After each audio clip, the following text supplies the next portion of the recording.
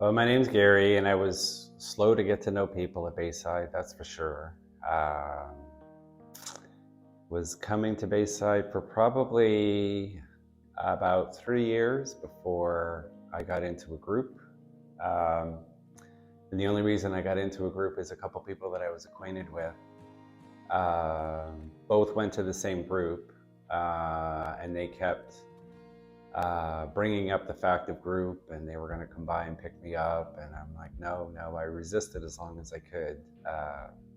So finally one day I went, and it was the Tuesday night men's group over at Culver's on 64. And it was a fairly large group, more people than I would have been comfortable with, for sure.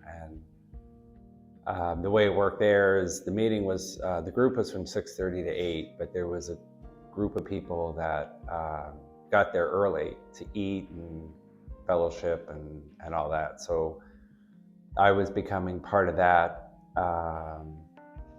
and very much on the fringe. I became two different people in the beginning. I was one person from 5 to 6:30 as you were eating, and then as soon as the group started, I was back in my shell. I wouldn't sit at the table. I sat like 2-3 feet away in a chair, and the last thing I wanted to be was part of the group at that point. There was a chapter on friendships, and I sat there and I told the whole group that I would rather build a wall than make a friend. And that was truly how I felt at the time. And over time, as far as getting there early, I started to feel getting a little close to these people, closer than I wanted to. So I just stopped going. I stopped going early, and I would get there right before the group started at 6:30, and I would be one of the first people out the door. I watched more than listened to the lessons as they were going on. Once they finished the book, they went back into the Bible. I didn't contribute much because I didn't want people to know how Bible stupid I was. And I got a text after a while that said, you need to start coming early again. So somehow I got noticed, I'm not really sure. So like a little puppy dog, I always say, I just kind of went, because doing as I was told. And over time, the relationships started to build without me even really knowing it. I came in with a closed heart, for sure, and not wanting to make any friends.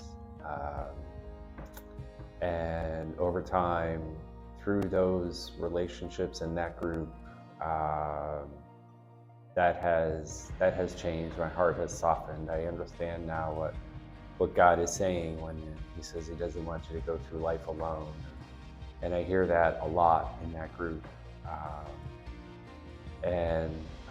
It's really kind of opened my eyes and opened my heart, and really started my faith walk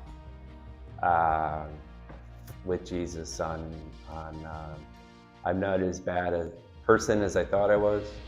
I'm still accepted and loved no matter what happened. You know, when you start your relationship with Jesus, He's not interested in your past, He's interested in your present and your future. And I kept hanging on to that past, thinking I was a bad person. So it has helped me tremendously to get out of that shell. More than the Bible study, it's really the relationships that have come out of that group that have helped me tremendously.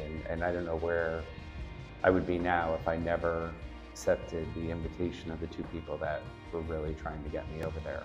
So, because none of what I just talked about would have happened, because I wouldn't have had another vehicle to have it work with. So it has helped me. It always makes me think of Ephesians. It has helped me immeasurably more than I ever could have asked or imagined. And I'm very grateful for that group and the people in it.